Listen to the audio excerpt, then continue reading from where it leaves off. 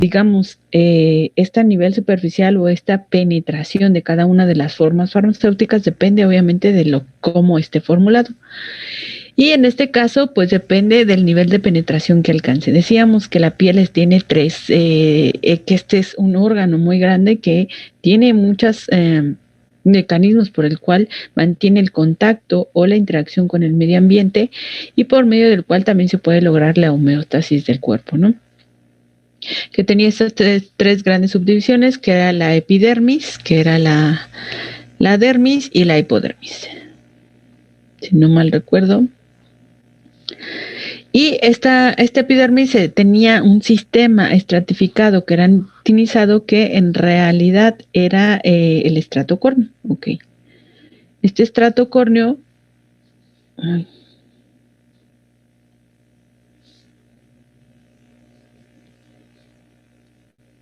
Este estrato córneo que estaba compuesto obviamente por diferentes capas de estos corneocitos, y en la parte superior pues estaban los corneocitos que pues ya iban a ser un poco de alguna manera eliminados, ¿no?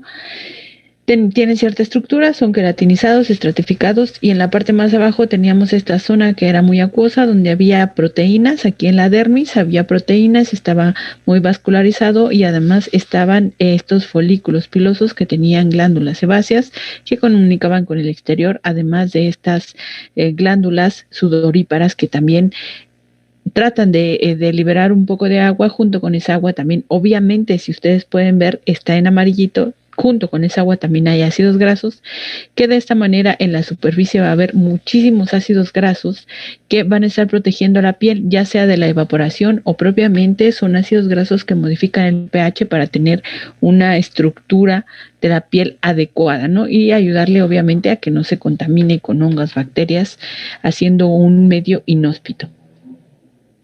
Aunque teníamos en esta zona de la dermis capilares, pues no era tanto como, por ejemplo, en la parte mucho más abajo. Después de esta dermis, donde hay una serie de proteínas, colágeno, ácido hialurónico y algunos otros, pues en la parte de abajo estaba una capa que era mucho más, digamos, diferente estructuralmente hablando, porque está hecha de grasa, y esta capa estaba en la parte inferior, la más abajo estaba la hipodermis. Esta hipodermis, que tiene en su composición una gran cantidad de grasa, abajo tiene el músculo, y el músculo obviamente, con un músculo mucho más grande, el músculo esquelético, está muy vascularizado, y esta vascularización va a ayudar a que pueda llegar al sistema o al torrente sanguíneo mucho más rápido, ¿no? Entonces, pero ¿cómo podemos llegar a ese músculo? Pues hay que pasar primero todas estas barreras que son los estratos queratinizados, luego hay que pasar esta barrera acuosa, y después de esta barrera acuosa hay que pasar a la barrera grasa, difundir en esta barrera grasa y llegar hasta el músculo. Si nosotros tenemos geles que solamente son, de alguna manera, tienen una composición de agua mucho más alta, es probable que en este sistema queratinizado, que además es impermeable de alguna manera, o poco permeable, llamándolo así, poco permeable al agua, pues lo deje pasar. Cuando lo deja pasar, entonces todas esos compuestos que son hidrofílicos, pues se van a quedar en esta parte, en la dermis donde hay una composición de agua muy alta, y si logra pasar esas componentes a la hipodermis, seguramente logrará llegar hasta el músculo. Por eso es que ustedes cuando van a comprar algún producto, pues les pueden decir que pueden encontrarlo en forma de crema o pueden encontrarlo en forma de gel, y los dos actúan sobre músculo, por ejemplo, pero es en función de las características de fabricación y de formulación cómo va a llevarse a cabo esta penetrabilidad. Y luego decimos, bueno, más bien después vemos que lograr pasar estos sitios dependen en mucho de la composición de lo que hay en estas pequeñas corneocitos o entre estos pequeños corneocitos.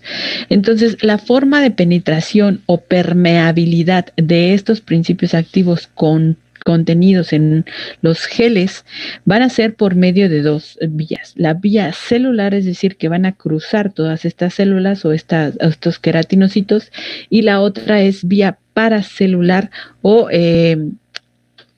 pues sí, intercelular, es decir, van a cruzar, o la vía paracelular, es decir, a través de estos corneocitos. Como podemos ver aquí, estos corneocitos están de blanco, son estas pequeñas células alargadas, queratinizadas, estratificadas, y en su composición, en este líquido que tenemos aquí, generalmente son grasas. ¿Cuáles grasas? Obviamente estas grasas que son parte de la secreción de las glándulas sebáceas. Entre ellas también hay colesterol, hay algunas estructuras como tipo ceras, y dentro de estas estructuras o de este líquido que contiene altos contenidos de ácidos grasos, hay estas burbujitas que tienen aquí en azul, y estas burbujitas en realidad es agua, es decir, estos ácidos grasos que componen o que están entre los queratinocitos son ácidos grasos o algunas grasas que son, de alguna manera pueden interactuar con el agua o son hidrosolubles.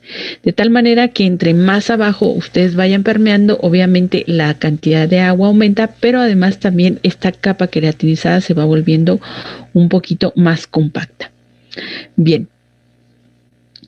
¿Para qué tenemos nosotros esta forma queratinizada? La queratina es muy difícil de permear, sin embargo son queratinocitos, tienen membranas lipídicas, y en función de la senescencia de esta, pues es su composición estructural. Luego resulta que esta capa de lípidos va a impedir que el agua que está en los estratos más bajos y obviamente todos los líquidos intersticiales se pierdan, porque acuérdense que aquí hay el medio externo. Y entonces el medio externo, estamos hablando de ya la parte, el aire, todos, el sol y todas estas cosas. Y entonces tenemos que este mecanismo por el cual nosotros podemos permear los principios activos o los componentes de los geles, pues van a ser en función de ciertas características. Nosotros decíamos, bueno, es que depende si la concentración o la cantidad que tenga nuestro gel nos va a permitir dividirlo. Es un sistema rígido, que es reticulado. Generalmente si es un gel hidrofílico, pues tiene una gran cantidad de agua, aproximadamente el 80% de agua, y entonces esta agua que tenemos aquí en realidad no va a poder pasar tan fácil al siguiente estrato. ¿Por qué? Porque tenemos grasa, y la grasa no es acepta mucha cantidad de agua, acepta pocas concentraciones de agua, y además tenemos los queratinocitos. Entonces, ¿por qué cuando nosotros nos colocamos un sistema de gel o nosotros nos colocamos gel en alguna parte de nuestro cuerpo, en realidad esa sensación de frescura, esa capacidad de no sentir grasosos todos estos productos, lo da porque la cantidad de agua presente en este tipo de geles se evapora? En realidad no logra pasar muy bien al siguiente estrato, en realidad este se evapora. Entonces los geles, aunque pareciera, realmente no son sistemas que puedan hidratar muy fácilmente nuestra piel. Los geles, aunque aportan una cantidad de agua determinada para poderse colocar en la superficie, en realidad no son como un sistema hidratante como tal. La sensación que provoca de frescor, esa sensación que provoca de no sentir estas características como grasa sobre la piel, es porque el contenido de agua se evapora y solo quedan las partículas que lo componen. Bien. Entonces yo les hablo de este sistema, que es un sistema paracelular y un sistema celular. Bueno. Entonces estas dos vías, que pueden ser a través de estos corneocitos, tienen que interaccionar o de alguna manera tener relación o solubilidad con los componentes grasos. Dentro de estos componentes grasos encontramos, además de algunos ácidos grasos, encontramos el colesterol y encontramos algunas ceramidas. Este sistema de ácidos grasos junto con las ceramidas y el colesterol, pues finalmente lo hace entre más digamos, la membrana está más gruesa, pues los hace menos permeable.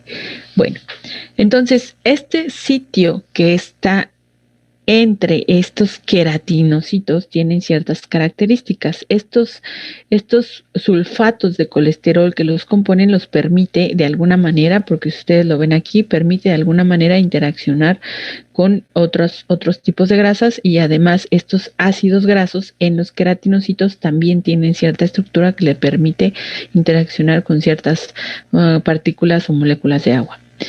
Cuando nosotros estamos hablando de dentro de los queratinocitos, como su nombre lo dice, pues tienen un montón de queratina.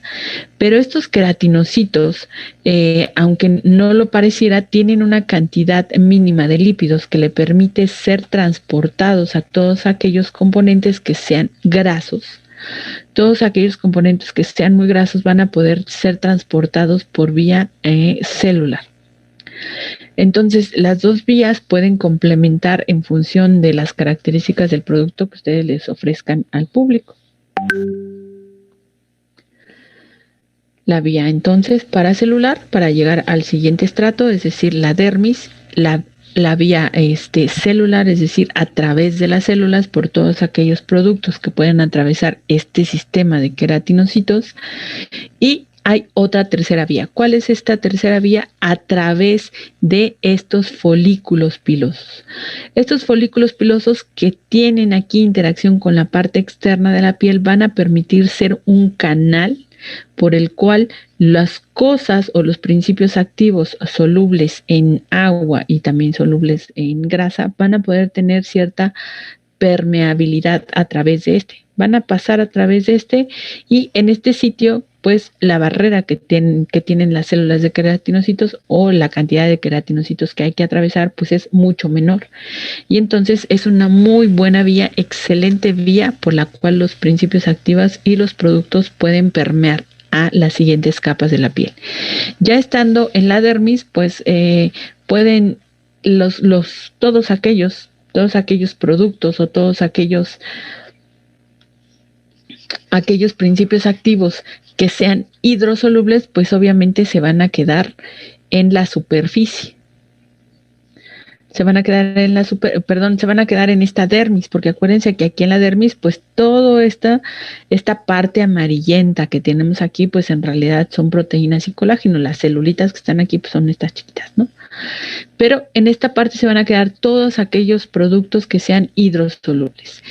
Todos aquellos geles, lipogeles o todos aquellos geles que contengan gotículas de grasa que sean de un tamaño muy, muy pequeñito, cuando lleguen a este sitio, estas pequeñas gotículas van a poder viajar a través de esa forma, de estas gotículas de grasa, van a poder viajar hacia la hipodermis y de ahí hasta músculo. Pero generalmente los geles no tienen una alta permeabilidad por esa razón. ¿Cuál es la razón? Pues vamos a recordar. La principal razón por la que no tienen alta permeabilidad es que los hidrogeles les cuesta mucho o es muy difícil que la cantidad de agua que tiene pase a través de ya sea de los queratinocitos y de esta barrera grasa que tenemos en la piel. Y entonces el agua se evapora. Bien.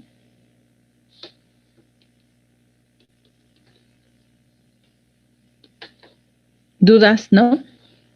Entonces, la primera vía de aplicación obviamente fue la piel, este sistema queratinizado, estratificado, y además la composición de ácidos grasos de la piel no permite que geles que sean estos geles con alto contenido de agua pues puedan permear fácilmente.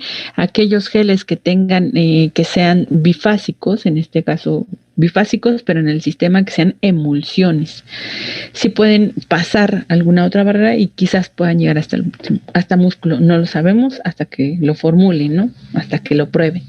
Otra vía de administración son las mucosas oftálmicas o las mucosas en el ojo, que también es una vía tópica. Entonces, ¿qué características tienen estas mucosas? Es que tienen poca permeabilidad. ¿Por qué tienen poca permeabilidad? Por su composición y por su estructura. Luego, cuando a ustedes le cae algo en el ojo, estas mucosas generan o envían una información porque están altamente inervadas por el sistema nervioso central para que ustedes lloren. Entonces, cualquier cosa que caiga en el ojo va a provocar que genere un poco de agua y puedan ustedes hacer este fenómeno de lagrimeo. Luego, por todos aquellos que no se han metido una tira de pH en el ojo, resulta que el pH del ojo es neutro, es decir, tiene un pH de 7. Y además, esta zona se considera estéril. De hecho, pues, aunque el agua que ustedes utilicen para la fabricación de estos oftálmicos aparece como agua purificada, la recomendación es que se fabriquen con agua grado inyectable. Bueno, ¿qué características tiene el ojo que le permite ser poco permeable a estos geles? Bueno, una de las grandes características es que la conjuntiva, es decir, la primera parte o esta barrera que se pone en la superficie del ojo está hecha de una capa de lípido para permitir que ustedes no tengan esa fricción cuando cierran su párpado. Entonces tienen muchísimos lípidos, una capa de lípidos que impide esta fricción con el párpado. Luego, más abajo de esta conjuntiva tenemos una capa acuosa. Esta capa acuosa que además tiene en su contenido muchas moléculas de azúcares. Y en la parte de abajo, unidas a estas moléculas de azúcares, tenemos estas proteínas o esta mucina. Entonces, tenemos una mucina o estas pues sí, este tipo de como moco que tienen en el ojo, que tiene un alto contenido de agua y que además tiene un contenido determinado de lípidos. Se dice que los lípidos forman una capa arriba, pero en realidad cuando ustedes vean esto, tienen que imaginarse que las proteínas de la mucosa están así y que los lípidos que la componen están de alguna manera en agua, están de alguna manera en agua en pequeñas gotículas o capas, bueno, más grandes o más pequeñas, pero están entre estas proteínas. Obviamente hay agua, entonces estas proteínas están muy humectadas y se forma esta unión de estas gotículas, una capa superficial, pero en realidad están en todos los lugares, ¿no? Bien. ¿Qué más tienen esta estructura del ojo? Pues tienen debajo de este ojo está la capa o esta, pues sí, es la córnea que tenemos, nuestra córnea que tenemos aquí, en realidad es un tejido altamente fibroso constituido por estas células epiteliales estratificadas y que tienen en la parte inferior una cámara que se llama cámara de Bowman o capa de Bowman. Esta capa de Bowman también es un tipo de membrana que está colocada aquí, de ciertas epitelio, tiene ciertas características y le permite que tenga interacciones con el estroma. Estas células o estas capas que tenemos aquí van a ayudar a que no penetren las cosas. Junto esta córnea, abajo tiene un sistema o tiene como un globito que se llama humor acuoso, y este humor acuoso ya tiene muchísimas cantidades de agua, es como un tipo gel, este humor acuoso, y después viene el humor vítreo. En el humor vítreo ya tenemos otras características, otras proteínas, otras concentraciones de solutos que les dan esa diferencia de índice de refracción para que lleguen hasta esta parte que es la retina. Y en la retina, pues obviamente, como se acuerdan, en esta retina pues ya tenemos muchísimas células que se llaman fotorreceptores. Bueno, toda esta superficie, es decir, la conjuntiva, luego el estrato córneo, van a permitir que no tengan mucha permeabilidad porque estas células epiteliales que la componen están muy, muy cerradas y no tienen muchos espacios. El espacio que tienen entre ellas son, en este momento no me acuerdo, pero son como, ¿qué serán? Como Armstrongs, o sea, sí van a permear moléculas, pero moléculas muy, muy pequeñas. Tampoco es que se puedan permear tan fácil los componentes, ¿eh? Aunado por todo este mecanismo, ¿no? Les cae algo en el ojo llora, aumenta la concentración de agua y entonces se derrama del ojo. Bien, entonces estas características hacen que los productos para los ojos pues tienen ciertas propiedades. Uno, la primera propiedad que ustedes necesitan utilizar para que puedan adherirse a esta capa pues tendrá que ser una propiedad de mucoadhesión, es decir, todos aquellos geles que tengan alto contenido de agua, pues van a poderse adherir por más tiempo si tienen en su composición este sistema de polímero o este sistema de carbómero que sea altamente adhesivo a las mucosas. Todos aquellos geles que sean geles bifásicos, que tengan en su composición también estas partículas de grasa, se van a mezclar con estos lípidos también de esta conjuntiva, y entonces van a poder lograr estar un poquito de más tiempo. En el caso de que sean sólidos suspendidos en el gel o una suspensión, en este caso un gel bifásico, como es un gel que tenga suspendidos sólidos, estos sólidos deberán tener la capacidad de adherirse a esta mucosa. ¿Va? Bueno. Okay. Este es un ejemplo que se llama Lubristil, es un lubricante en gel y tenemos dos composiciones. Tenemos el hialuronato de sodio y goma xanthana. La pregunta aquí es ¿por qué? ¿Qué características de estos dos componentes o estos dos excipientes permiten tener las características de un gel que sirve de forma oftálmica? ¿Voluntarios?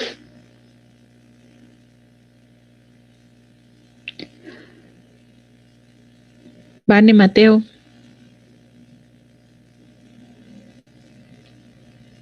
Vanessa. Vanessa, ¿estás ahí? Yo sí estoy aquí. Oye, Vane,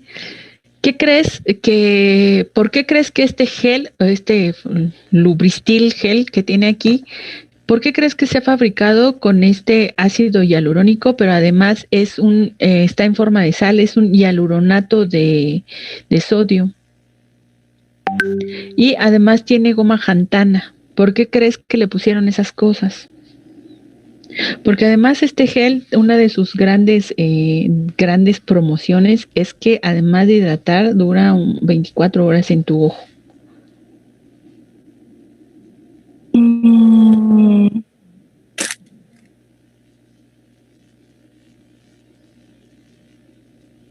¿Para qué quieres el hialuronato y además en forma de sal? ¿No? Es para... sí. Para aliviar no sé, es como... Es un gel lubricante de ojo. Ajá. Ayuda a mejorar lo de la función articular.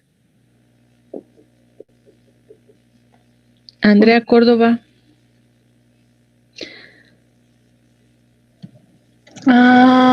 Sigo pensando, profesora. Porque articular no, o sea, aunque fíjate que el ácido hialurónico ayuda a componer este líquido que está entre las articulaciones, pues en el ojo no es así, ¿no? En el ojo tiene otra función. Iván, ¿tú qué opinas, Onofre? Pues lo que dijo ahorita fue que necesariamente tiene que pegarse a lo que es la mucosa. Ajá. Para que hacer la permeación, pero no sé cómo. O sea, no, aquí no hay permeación, no permea. Lo que tiene este gel o para lo que sirve, las consideraciones de uso es aplicación tópica y humectación por 24 horas. O sea, se dejan caer la gotita y este gel te dice que por 24 horas vas a permanecer humectado tu ojo.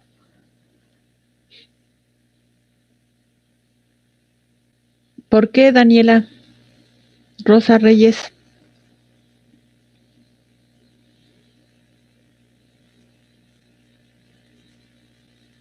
¿No? Gonzalo. No.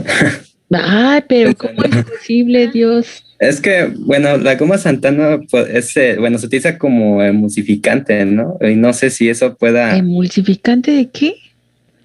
Bueno, Bueno, sí funciona como emulsificante en los alimentos por la estructura de estas gomas. O sea, acuérdense que las gomas tienen residuos de azúcares, tienen algunos residuos de aminoácidos, tienen cadenas muy largas de estas, pues, pues sí, azúcares son gomas y tienen residuos de otros componentes que de alguna manera bajan ¿cómo se llama? Cambia las características de solubilidad del agua cuando están inmersas en el agua, obviamente, y las hace que sean un poquito más solubles en grasas, pero eso no significa que se utilicen como tal, como emulsificantes. Se utilizan como modificadores reológicos en los alimentos.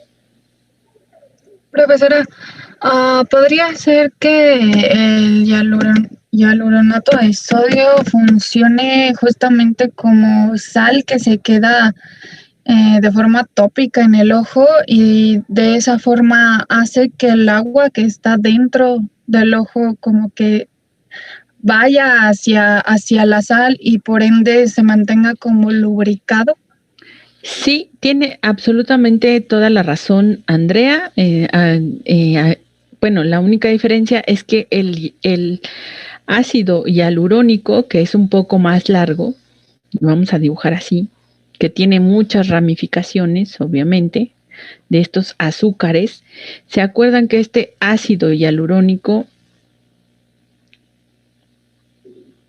tenía la capacidad de absorber 100 veces su peso en agua?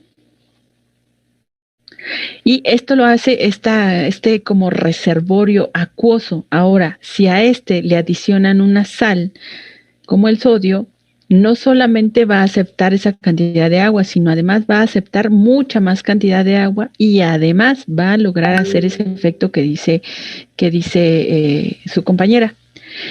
Bueno, entonces, esto es en esta característica. Ahora, cuando nosotros ponemos esto, obviamente estas cadenas tan largas no tienen tanta interacción con la mucosa del ojo. ¿Qué pasa para que esto se haga mucho más adhesivo? Pues le adicionan moléculas más pequeñas que unen estas y que además en su composición tienen esta capacidad de unirse a estas proteínas, porque recuerden que la goma xanthana como goma es un sistema gelificante como un mucílago. Dentro de sus componentes, estos residuos de aminoácidos van a interactuar con las proteínas que tienen también esta mucosa y van a permanecer por mucho más tiempo unido a esta conjuntiva. Y entonces, como permanece más tiempo unido y tiene este sistema de acumulación de mucho más cantidad de agua y además está en forma de sal, lo que va a hacer es que me va a humectar por 24 horas. Pero no tiene principio activo. De hecho, lo ponen en forma de sal y si ustedes van a los centros comerciales y tienen esa curiosidad de ver lo que tienen las lágrimas artificiales, les están vendiendo solución salina de altas concentraciones por un precio impresionante.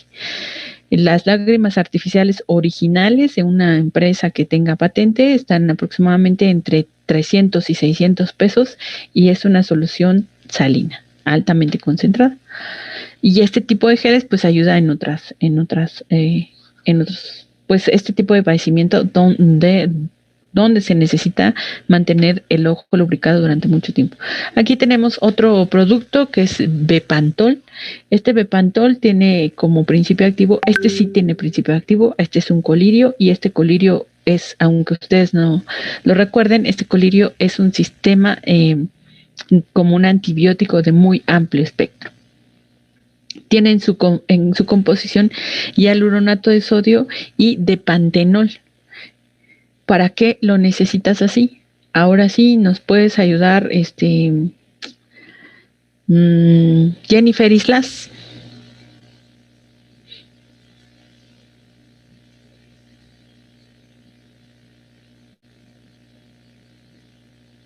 Jennifer. Itzel, Olvera, ayúdanos.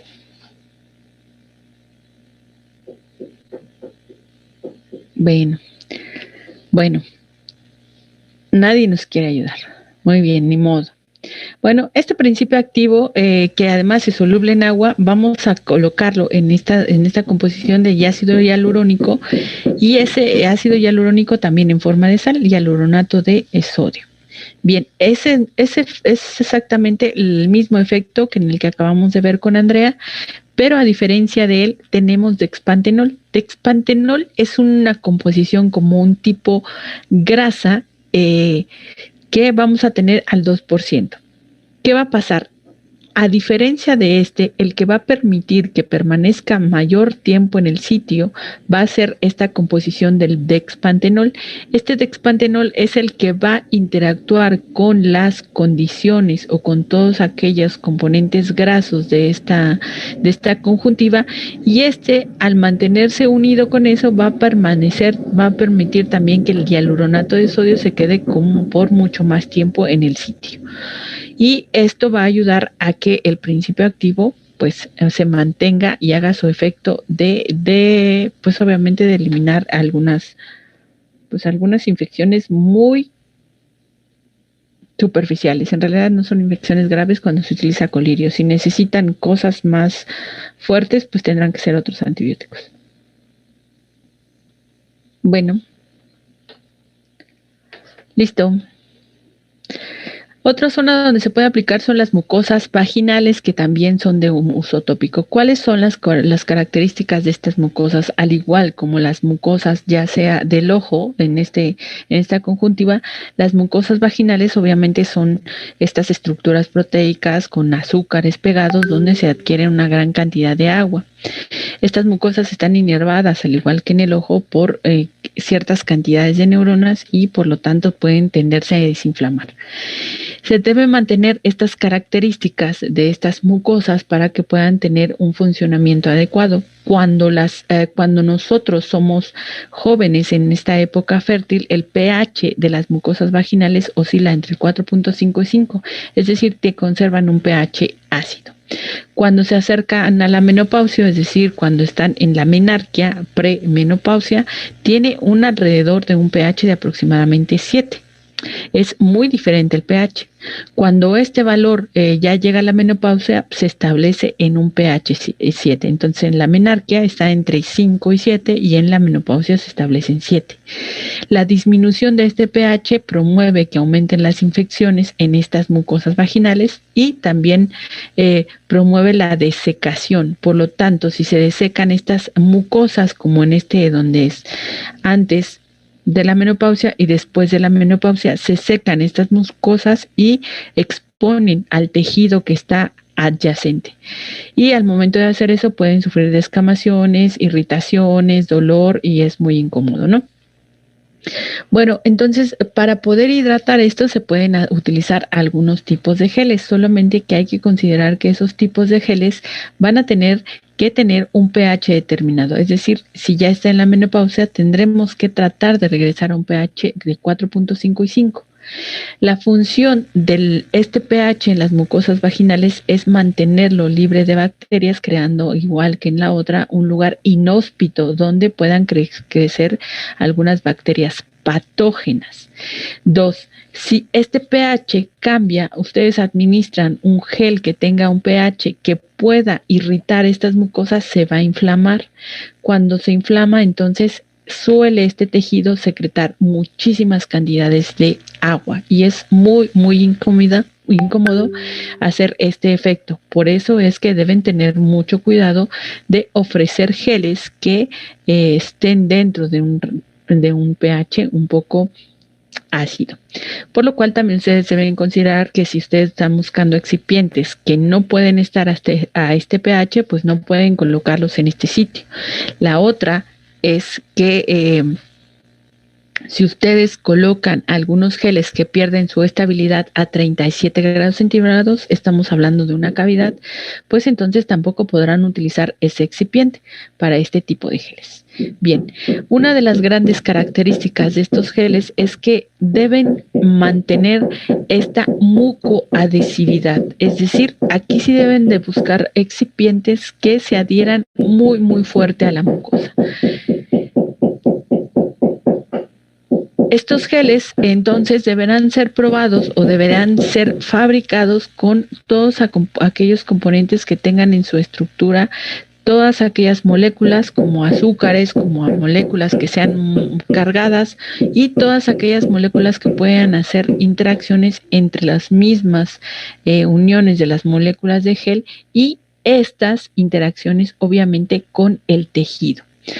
¿Cómo se prueban estas? Pues se fabrican estos carbómeros, estos polímeros son fabricados y luego son probados en estas pequeñas micas de silicio o vidrios con alto contenido de silicio, viendo que estas cargas puedan unirse, simulando como un tipo de cargas de las mucosas, obviamente.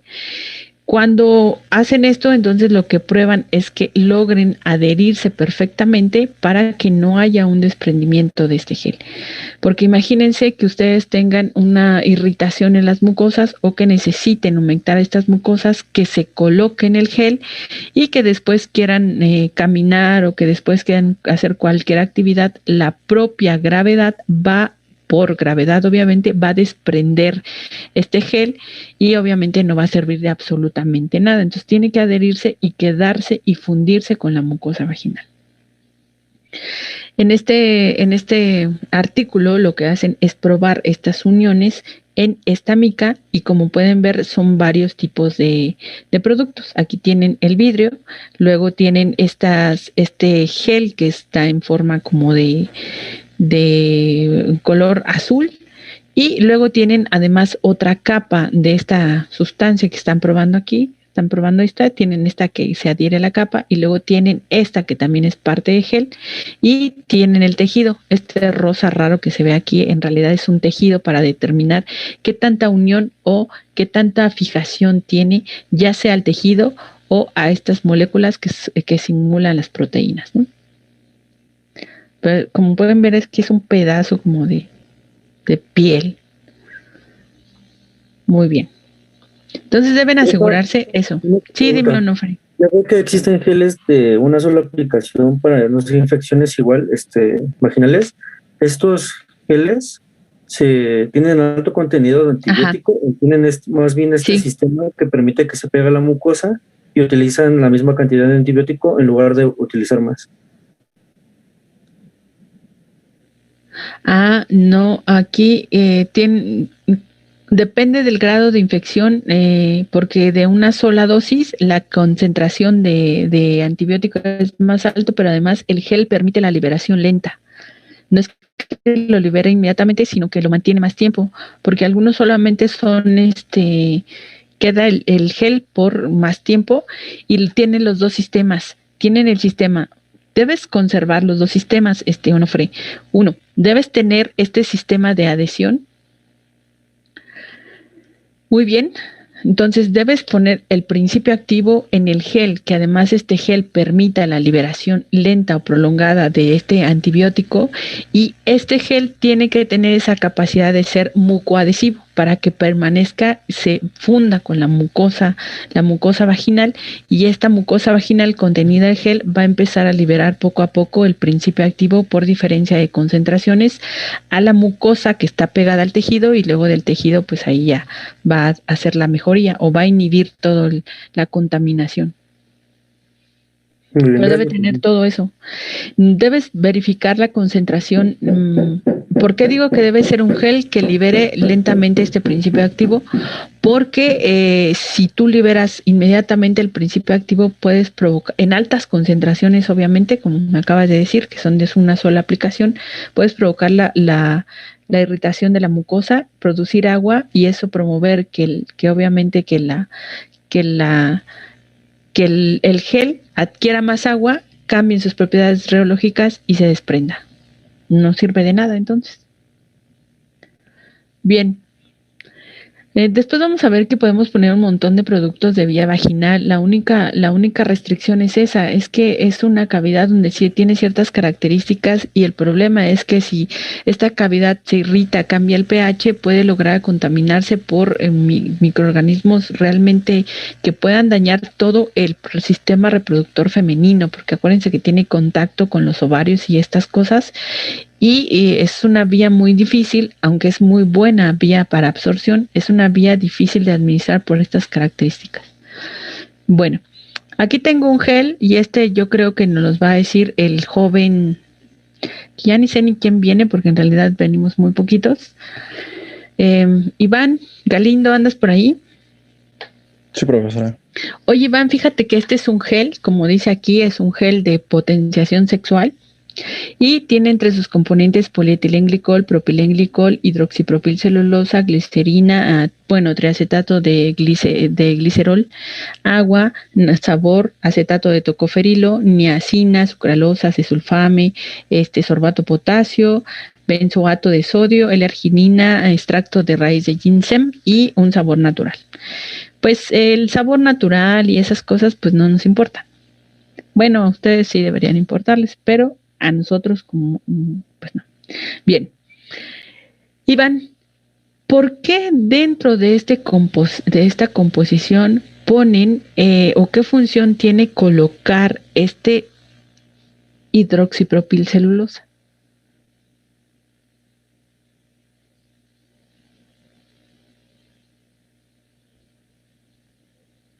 9, 8. Pues no sé, me imagino que a lo mejor es como el gelificante. Sí, es un agente gelificante, sí, es el gelificador. Pero ¿por qué no utilizo, por ejemplo, un carbopol? ¿Por qué no utilizo una goma? Por el pH me imagino también, ¿no? Pero el carbopol se puede neutralizar. Acuérdate que la estabilidad del carbopol está entre un pH 5 y un pH 11. Pero bueno, pues como es por lo que ahorita dijo, como era de aplicación vaginal, pues dijo que tenía que tener un poquito el pH ácido para evitar esta irritación de las mucosas, ¿no? Ajá. Por eso es que yo te pregunto, ¿por qué crees que no le pusieron un carbopol? Pues por eso, ¿no? Que dice, bueno, el carbopol, como dice, necesita estar en un pH 7, que es básico, es la estabilidad del carbopol está entre un pH de 5 o 6 hasta un pH de 7. O sea, todavía alcanzamos aquí a mantener el pH y mantener la estabilidad del carbopol como forma de gel. Porque el pH de la vagina es 4.55, 5.5.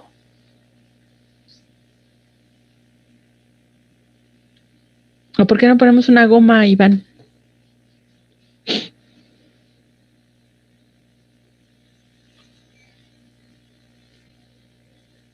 Pues lo único que se me ocurre ahorita no sé, por la forma en que se forma el gel. Uh-huh. Por ejemplo, en las gomas, por lo que he estado leyendo, son más como sistemas de una sola fase.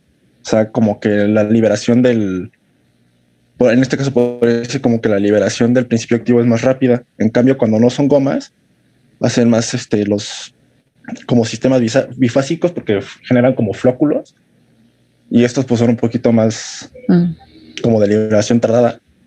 No.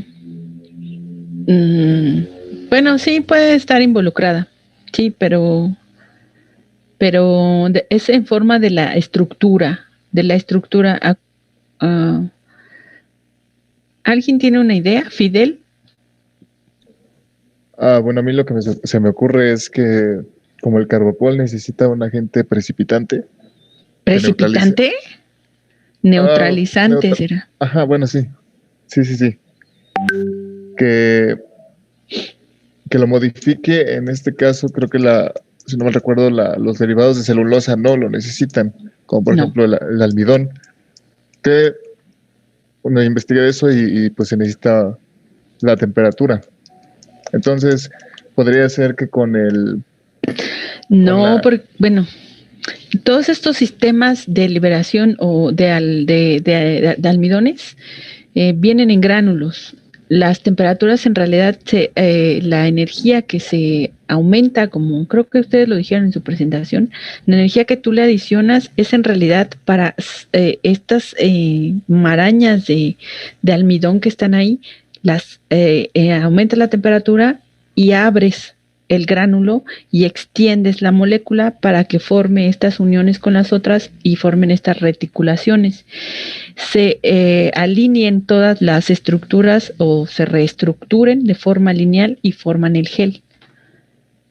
Porque en forma de gránulo no tendría cómo pasar el agua. O sea, en forma de gránulo, si tienes aquí el gránulo y todas las moléculas están aquí muy unidas, cuando tú le pones agua, el agua se coloca aquí en esta parte de la superficie y entonces propiamente inhibe la difusión del agua. Cuando tú calientas, haces que pase esa agua a fuerza cuando tú la calientas y bueno, obviamente por la interacción entre el agua y estas moléculas van a linealizarse y se van a reacomodar y se forman estructuras gelificantes homogéneas, uniformes, pero siguen siendo una suspensión, ¿eh? No están disueltas, no se solubilizan, solamente de alguna manera se alinean.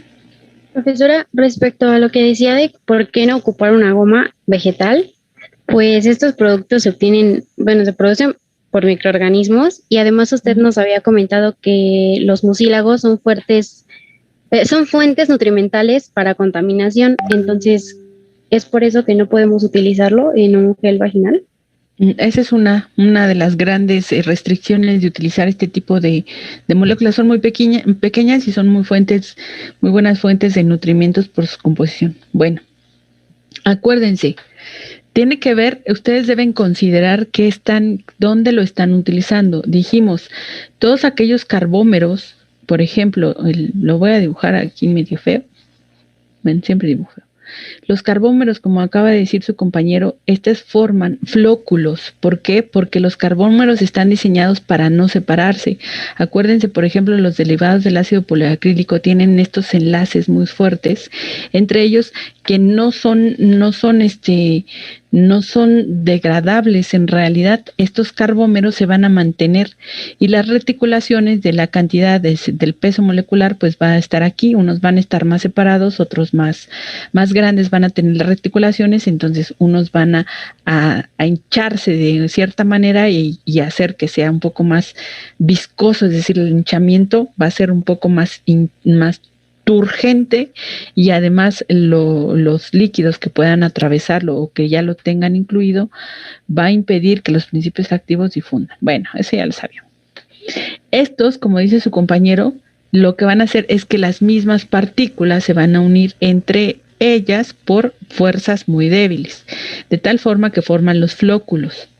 Estos flóculos, cuando se neutralizan, se hinchan aún más en este sistema de gelificación de que estos carbómeros, como el carbopol, y forman entonces los sistemas gelificantes. Pero siguen siendo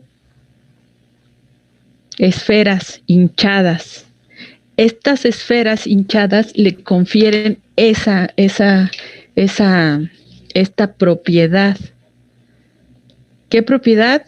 Que no fluyan, pero que además se corte. ¿Ya vieron? Se corta. No fluye completamente, se empieza a cortar en pedazos. Bien. Y cuando está en tu mano, tú puedes hacer esto y deshacer el gel. Totalmente lo deshaces, porque son partículas esféricas que cuando tú ejerces una presión rompes las uniones con estas otras partículas y fluyen muy fácilmente. ¿Eso me conviene vía vaginal? No, porque escurriría. No, porque se escurriría, efectivamente. ¿Qué me conviene vía vaginal? Me conviene un sistema filiforme donde todas estas retículas, donde todas estas uniones de estos azúcares largos, se unan como en tipo de entrelazado, es decir, en lugar de estas bolitas, yo lo que voy a hacer, voy a poner retículas así, grandes, que además estos grupos, porque si lo recuerdan, todos estos derivados de celulosa están compuestos de azúcares y estos azúcares tienen en su composición estos grupos hidroxilo y estos grupos hidroxilo pueden hacer la unión con las mucosas. Además, estas mucosas o estas terminaciones proteicas que tienen aquí pueden entrar entre estos resquicios es que estoy dibujando con un solo color, esta celulosa, y entonces, ¿qué van a hacer? Van a tener un montón de estas fibras unidas con la mucosa y eso le adquiere una mucoadhesión muy intensa. Y 2, la viscosidad de este sistema por esta forma filiforme y este contacto entre las fibras que lo forman, pues es mucho más alta y entonces la viscosidad es altísima. La viscosidad es la propiedad que se opone al movimiento, por lo tanto, se va a quedar unido a la mucosa y se va a quedar en el sitio. Bien. Esa es otra cosa como que tienen que consideraron perfectamente bien considerada, es que este hidroxipropilcelulosa es no iónico y no va a interaccionar con ninguno de los componentes, ya sea de la estructura de esta composición de la mucosa vaginal y tampoco con ningún otro. Bueno, Fidel, entonces para eso ponen la celulosa. 1, porque el sitio donde lo estamos colocando son todas esas razones que acabamos de decir. Y 2, la celulosa no se degrada tan fácilmente por los microorganismos. Ustedes pónganse un pedazo de planta en la boca y no lo van a degradar. Pónganse un pedazo de alga en la boca y no lo van a degradar porque no es tan fácil degradar la celulosa.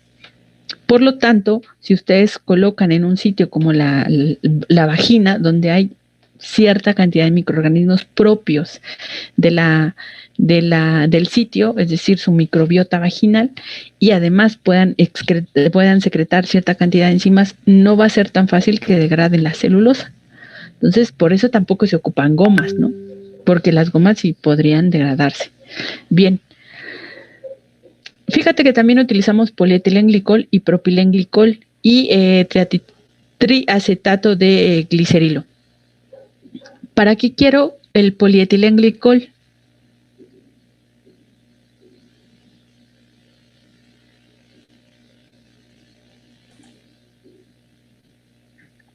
Fidel. Bueno. Perdón, es que es como solvente. Ay, ¿solvente de qué? De la hidroxipropilcelulosa, ya que esta no es muy... Perdón. Tiene agua. Se va a hinchar con el agua. Pero no es tan... Bueno, no es tan buen... ¿Cómo decirlo? Aparte de que bueno, lo que es el glicerina y todo eso. No hay glicerina. Es triacetato de glicerilo.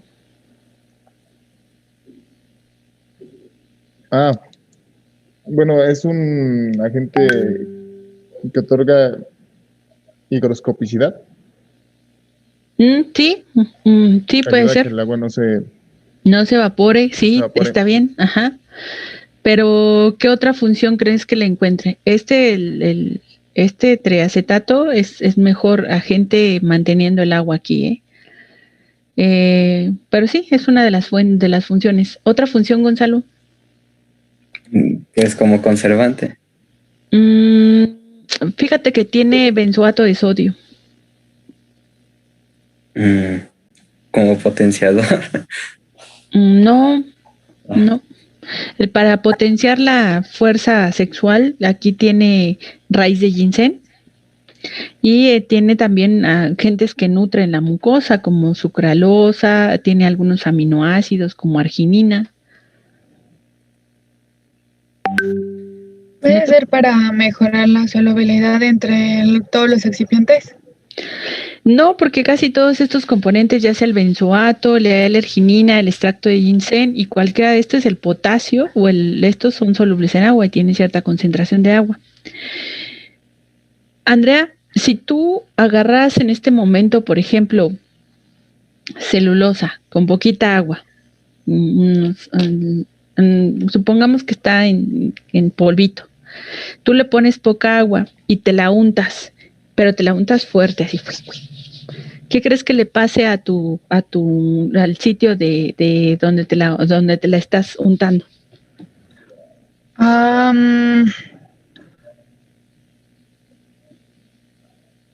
No sé, podría ser que me raspe. Ajá. te puede irritar, ¿no? Sí. Ahora imagínate una zona tan inervada y tan complicada como es la vagina, y además que no puedas expanderla lo suficientemente bien. ¿Para qué crees que sirva entonces el polietilenglicol?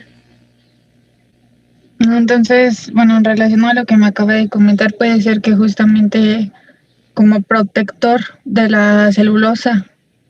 Más que como protector de la celulosa, es que tú tienes las fibras filiformes estiradas, y para que no haya tantísima fricción y no sea tan difícil de poderlo, digamos, expandir, hay que quitar esta propiedad. ¿Y cómo le llaman a esas sustancias que ¿Lubricante? Lubricante. Sí. Bien, entonces tenemos agua, tenemos estas propilenglicol o propilenglicol o polietilenglicol, que son moléculas mucho más pequeñas. Bueno, voy a dibujarlas como en verde. Son moléculas mucho más pequeñas. Entonces, ¿qué va a pasar con estas moléculas mucho más pequeñas, que además, como dice Fidel, son más higroscópicas que la propia celulosa? Son más higroscópicas y además estas también ayudan a la mucoadhesividad. Van a tener entonces esta mucosa vaginal, que la voy a dibujar aquí en rosa, y esta mucosa vaginal va a interactuar con va a interactuar con la celulosa, y además este polietilenglicol va a ayudar a que se deslice por toda la mucosa para que no provoque daño. No solamente va a lubricar entre la celulosa, las moléculas de celulosa, sino también entre la zona de aplicación y el producto. Y eso va a ayudar a que estas mucosas y este gel se quede más en el sitio, más tiempo en el sitio, porque adquieren una muy alta viscosidad, va a adquirir el agua, y este fenómeno de adquirir el agua y la alta viscosidad va a lograr que se quede unido a las mucosas y se va a lograr que se quede en el sitio. Por eso es que se utilizan ¿va? Son ejemplos de lo que pueden utilizar para hacer un gel. De hecho, necesito hablar con la maestra Laura para ver qué proyecto van a hacer al final del curso. Bien, esta es geles para cavidad oral. ¿Qué características tiene la cavidad oral? O si ustedes nunca han chupado una tira de pH, pues les puedo contar que el pH de la boca tiene que ser neutro. Si no es neutro es porque seguramente acaban de comer y tienen ahí las bacterias que están degradando los componentes, bla, bla, bla.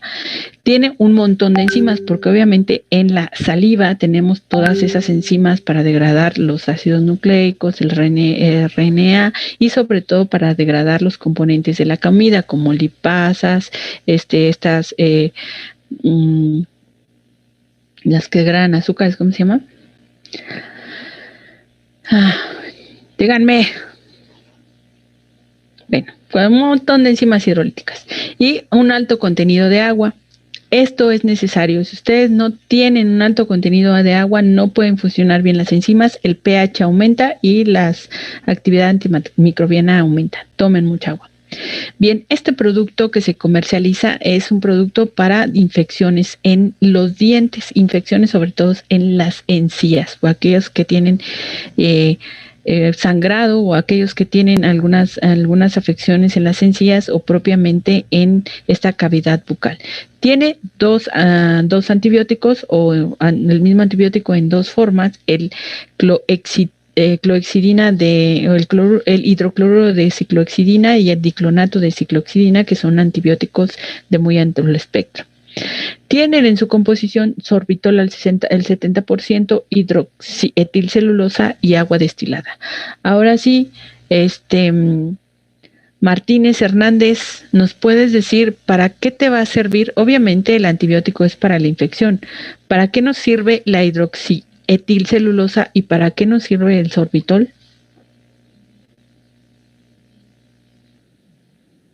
Sí.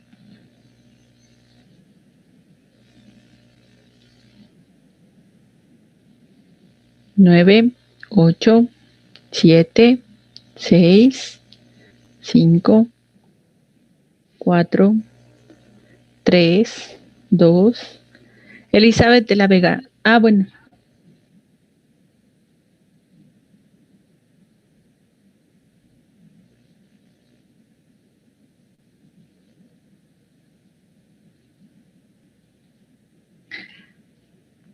Al gel, ¿no? Entonces, este agente gelificante es un polímero de filiforme que da una viscosidad muy, muy alta. Unido a esa gran viscosidad que da estos azúcares que tienen esa capacidad de formación puentes de hidrógeno o el agua, lo hace que se hinche bastante, pero además también hace que interactúe con las mucosas. Bueno, ¿por qué?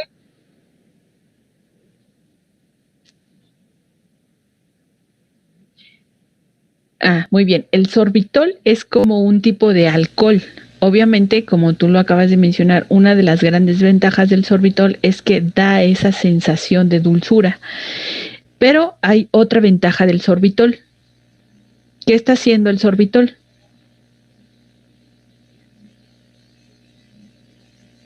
Itzel Olvera. Ah, bueno, Elizabeth, vale. Vale, Elizabeth. Podría ser como conservante.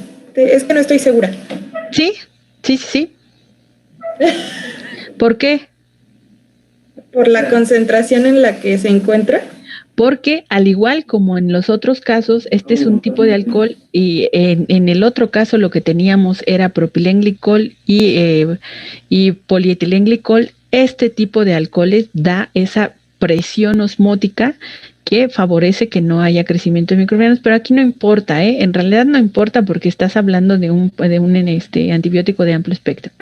Aquí da sabor y el sorbitol actúa como ese agente que evita la fricción. Lubricante.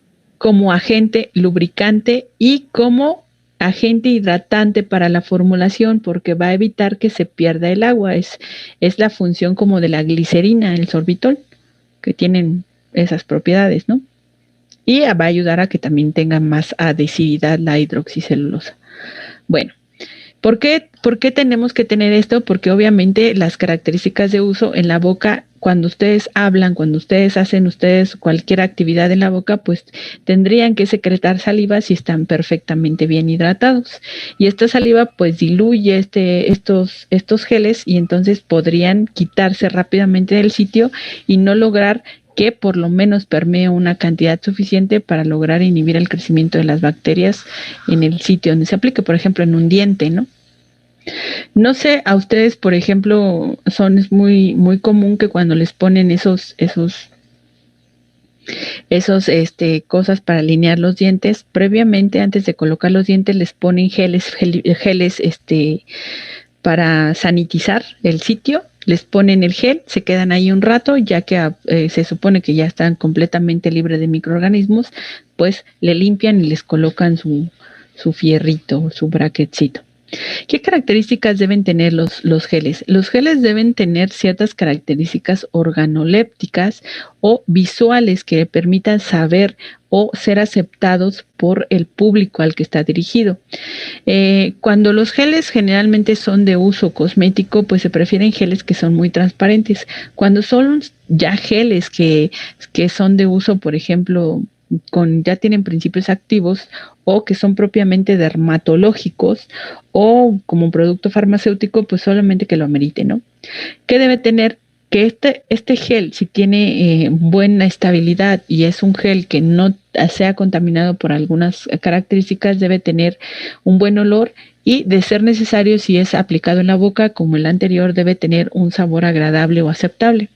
Debe presentar pocas burbujas. Estas burbujas es necesario que presenten pocas burbujas porque, al igual que en muchas otras formulaciones, el aire es un sistema de oxidación de los componentes de la forma farmacéutica. Además de que si es una forma que ocupa espacio, entre mayor cantidad de burbujas tengas, pues obviamente cuando tú lo dosifiques, la dosificación no va a ser homogénea, porque las burbujas no van a ser homogéneas. Pero la principal desventaja de tener una alta cantidad de burbujas es que puede oxidar los componentes del producto. Y Esto también es muy importante, que tenga una estructura agradable, que se sienta un sistema de expansión muy fácil, es decir, que tenga esta propiedad de expandirse y de untarse, que tenga una sensación de frescura de ser necesario y que tenga esa sensación de mejoramiento del sitio donde se aplique. Esas son organolépticas porque obviamente si la textura es agradable, si tiene buen color o si tiene buen sabor, depende del usuario, depende quién lo va a utilizar, por eso es que se le llaman organolépticas. Es muy fácil fabricar geles, como ya lo vieron en el laboratorio. Lo único que necesitamos, si es necesario, por ejemplo, en el caso de una celulosa o en el caso de un almidón, necesitamos un calentamiento, pues lo único que necesito es un tanque de mezclado que pueda tener, que esté enchaquetado y que pueda tener calentamiento. Es decir, el mismo material donde puedo fabricar un jarabe, puedo fabricar un gel. Necesito un sistema de pulverizador. Cuando la materia prima no tiene un tamaño de partícula adecuada, pues necesita un sistema de pulverizador. En caso de que necesite calentarse, pues también necesito un sistema de enfriamiento y depende del tamaño de partícula y del tipo de gel, si es un gel en suspensión bifásico o si es un gel en bifásico pero en emulsión, entonces necesitaré un sistema de reducción de tamaño de partícula muy muy pequeñita para que se mantenga suspendido, o necesitaría un molino de coloides para reducir el tamaño de partícula de gota cuando es un sistema bifásico en emulsión.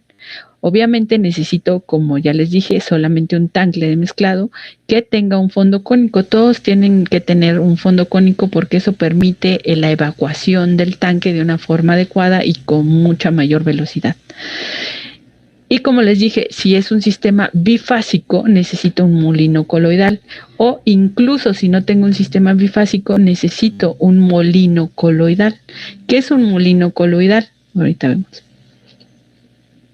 Entonces, necesito un sistema de mezclado. Primero necesito 2 tanques, porque depende cómo voy a fabricar el gel. Si voy a mezclar todos los componentes juntos, después, es decir, disperso este agente gelificante, le pongo los componentes y después neutralizo, o hago el sistema de gelificación, o los pongo por separado y después lo mezclo. ¿De qué va a depender? Por ejemplo, si estoy utilizando una celulosa, pues obviamente no voy a poder hacer tan fácil el sistema de mezclado junto, porque si este principio activo no se disuelve, tendría que agitar mucho y las celulosas, como son moléculas muy grandes, pueden sufrir daño para el esfuerzo de corte. Si es un carbopol, ¿lo puedo mezclar todo y después neutralizar? Pues sí, porque como son partículas esféricas que tienen uniones muy fuertes, el mezclado no les va a ejercer mucho efecto, no va a sufrir problemas con el esfuerzo de corte. O si este líquido necesita mucho tiempo para disolverse en mucha cantidad de agua o disolvente, es decir, el principio activo, lo puedo disolver en un tanque por separado y luego mezclarlo con el sistema ya propiamente gelificado, ¿no? Entonces, dependiendo de lo que necesiten, pues van a necesitar 1, 2 o 3 tanques. Luego, estos sistemas, como ya están automatizados para regular el pH, para hacer el lavado y todas esas cosas, el calentamiento y el enfriamiento, necesitan este tipo de paletas. Este tipo de paletas, por ejemplo, que pueden ser utilizadas también para cosas que son muy viscosas, es para el perfecto mezclado. Necesitan estas interacciones entre las paletas para ejercer un movimiento como turbulento, pero además necesitan un sistema que desprenda los componentes de las superficies del tanque. Por eso se prefieren estos sistemas, o sea, crean un sistema turbulento de mezclado en el centro, pero también tienen las paletitas en los costados para remover todo lo que está en las paredes y hacer un sistema de mezclado envolvente, ¿va? Y es igual de este lado. Este sistema hace el corte, es decir, la agitación, y esta en forma de ancla lo que va a promover es que se quite todo los componentes de las paredes, porque como son geles de alta viscosidad, la unión a las paredes de los recipientes pues es alta, entonces lo barre y lo envuelve para poder mezclarlo. Y como pueden ver, este sistema de estructuras, como son este tipo ancla, no genera mucho aire, es decir, no va a meter mucho aire como por ejemplo una turbina, ¿no? Y eso es importante porque lo que no queremos es que metan aire. Entonces este movimiento que envuelve hace que no se meta mucho aire. Cuando se tiene que meter mucho aire, como en este caso que se cortan y se pegan los flujos para que tenga un perfecto mezclado, y sin embargo tiene esta forma de U para separarla de las paredes, en este caso sí se puede meter un poco de aire o mucho aire. O simple y sencillamente la mezcla del principio activo viene en una emulsión, es decir, vienen gotículas de grasa, o a lo mejor vienen partículas sólidas, o vienen esas pequeñas burbujas de aire. Cuando esto sucede, necesitamos un sistema coloidal. ¿Qué es un sistema coloidal o molino coloidal?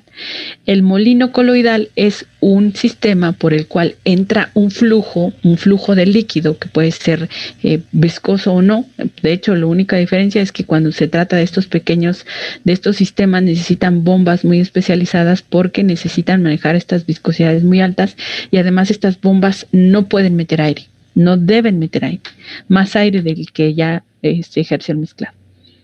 Meten aquí el líquido, entra el líquido y entonces pasa por un sistema como de perfusión, es decir, aquí abajo tiene un sistema donde ya sea por un sistema como de filtros, buenos filtros metálicos obviamente, que giran en sentido contrario, rompiendo esas burbujas y haciéndolas mucho más pequeñas, y en muchos casos estos rompimientos de estas burbujas hacen que se salgan del medio, se rompen, pierden esa tensión interfacial y se salen con ciertos agentes que rompen las tensiones interfaciales, se salen de la formulación. O si son gotículas de grasa, estas gotículas de grasas pues se van a meter en esos pequeños filtros que tienen ahí a presión, y esos van a reducir el tamaño de partícula hasta donde ustedes quieran. Estos tamaños de partículas, además de todo esto, van a homogeneizarse. ¿Cómo van a homogeneizarse? Pues van a pasar al tanque, del tanque van a pasar al molino, del molino regresan al tanque, del tanque al molino, así todos los ciclos que sean necesarios hasta que ustedes puedan observar el tamaño de partícula totalmente homogéneo. ¿Sí? O sea, ya sea que necesiten estos accesorios o estos pasos para poder homogeneizar el tamaño de partícula, es decir, un molino de bolas, un molino o un sistema micronizador, o un molino de coloides, dependiendo de lo que estén fabricando. ¿Va? Bien. Estos, además, fíjense, yo les decía, tienen que tener como un sistema envolvente de mezclado, que puede ser en este tipo, que son estos tipos de tipo ancla, o en forma de ancla, que tiene estas mamparas que hacen que sí haya un buen mezclado, pero que además sea envolvente y que además quite todo lo que esté en las paredes. Me gusta ponerla porque la verdad es no me acuerdo si es del Remington o de alguna de esas, bien viejitos que están en la biblioteca, pero así están, pero súper viejitos, pero están chidos.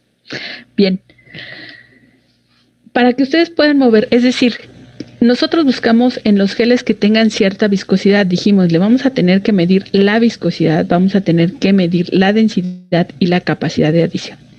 Esta viscosidad o esta que puede transformarse en dureza depende de cada producto, es decir, este producto lo que necesita es tener ciertas características de viscosidad, ciertas características de dureza, ciertas características de adhesión, pero depende del uso que les vayas a dar. ¿Por qué se tienen que medir? Al igual que en las tabletas, no hay un número específico de estos parámetros, porque depende de cada fabricación para el uso.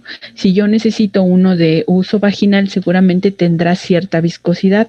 Si yo necesito uno para uso oral, pero que me lo tome, no en la cavidad oral, porque también es tópico, sino para que me lo tome, tendrá otra viscosidad. Entonces, solo y simple y sencillamente estos parámetros los tengo que medir para yo conservar la calidad y para conservar esta reproducibilidad del proceso en los diferentes lotes que yo fabrique. Y eso me va a garantizar la calidad de mi producto, de todos los lotes que yo fabrique, sin importar quién lo fabricó, en dónde fue fabricado o en el turno que fue fabricado. Entonces necesitamos hacer todas estas mediciones. Cuando nosotros tenemos que medir estas, necesitamos equipo muy especializado que en realidad es muy caro, pero pues bueno, se tiene que hacer y se tiene que comprar. Y son este tipo de sistemas que miden la resistencia de los geles, ya sea en un sistema como de aguja o en un sistema con una placa plana. Acuérdense que la resistencia se mide por unidad de área. ¿Qué hacen estos equipos? Colocas el gel y ejerces una fuerza hasta que logras atravesar el gel para medir la resistencia, para medir la fuerza que tiene esta. Y esto también nos va a ser un indicativo de la capacidad de dispersión del gel o de la pues sí, untabilidad.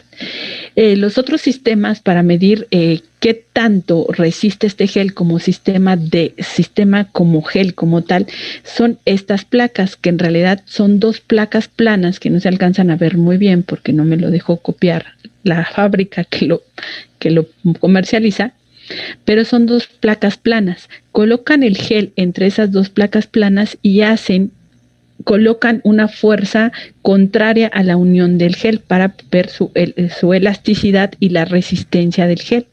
Entonces, lo que hacen es lo generan, lo jalan hasta que esta columna de gel que vemos aquí se rompe para determinar qué tan resistente es ese gel o cómo puede actuar sobre si se le ejerce una fuerza externa o ciertas características como, por ejemplo, dispersarlo o untarlo. Bueno, untarlo, vamos a llamar untar porque dispersar ya es para dispersar, ¿no?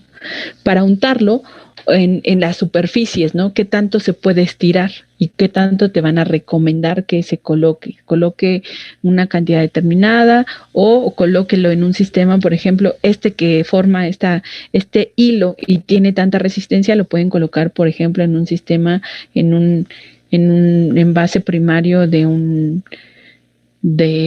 esos que tienen sifones, ¿no? Por ejemplo, ¿no? O un squeeze de esos que los aplastas.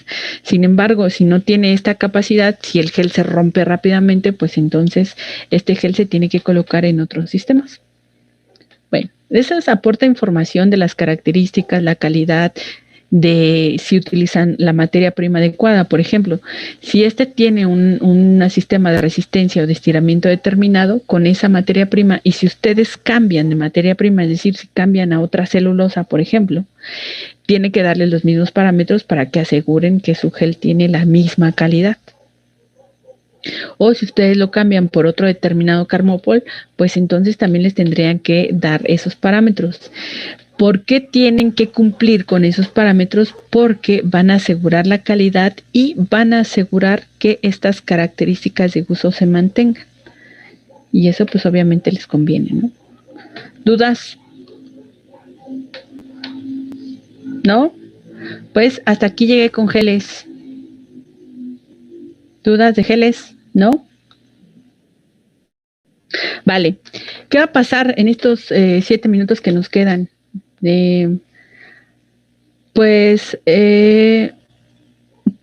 Resulta que les voy a mandar esto de geles. Nos falta cremas, pastas y pomadas. Ya sea en este grupo o en el otro grupo, a veces tengo hasta 10 asistentes y muchos de esos asistentes a veces no me contestan. Bien, entonces, ¿qué vamos a hacer?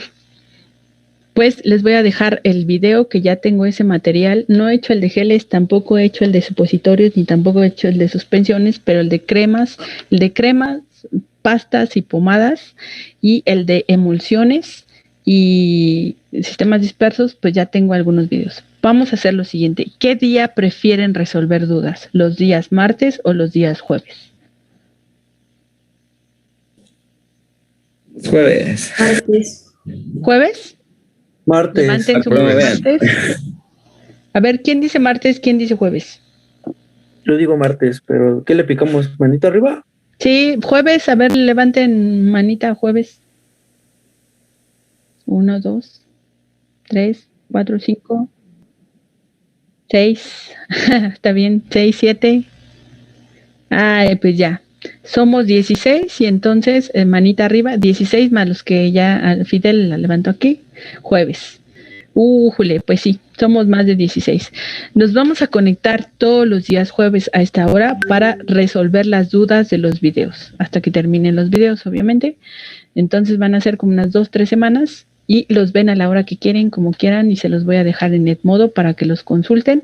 Si tienen alguna duda del contenido, los jueves nos vemos aquí y la resolvemos.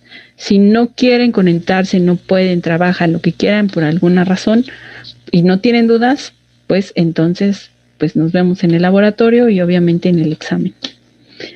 ¿Vale? Y claro, hasta que se acaben los videos o tenga el video de supositorios y de suspensión.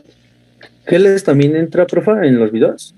No, geles no, pues por eso estoy aquí dándoles geles, porque no tengo ese material. Bueno, está bien. Bueno, así va a ser por este parcial o también para el tercero. No, para el tercero, si alcanzo a grabar lo de suspensiones y lo de supositorios, pues lo haremos para el tercero, pero si no lo alcanzo a grabar, pues no. Entonces nada más por ahorita sería en el segundo, el resto del segundo parcial. Hasta que se acaben los videos, sí, yo espero que sí, solo hasta el segundo parcial. ¿Sí? Está bien. Vale. Entonces nos vemos la próxima semana en día jueves. Este jueves les voy a cargar los videos, los revisan cuando quieran, cuando puedan o como quieran. Y el siguiente jueves, si tienen dudas, me los hacen saber y las resolvemos aquí. ¿Vale? Sí, maestra. Gracias. Cuídense mucho. ¿Hasta de la próxima semana? ¿Mande? ¿Nos vemos hasta el martes de la próxima semana? Nos vemos hasta el jueves de la próxima semana porque quedamos en resolver dudas los jueves. Ah, ok. ¿Sí? Gracias, maestra. Sí. Y así aprovechen su tiempo y pues ya. Órale, cuídense mucho, nos vemos. Gracias. Bye, bye. Gracias, profesora. Sí, les tengo que dejar la invitación de Ashland, ahí lo revisan, ¿no? Cuídense, bye.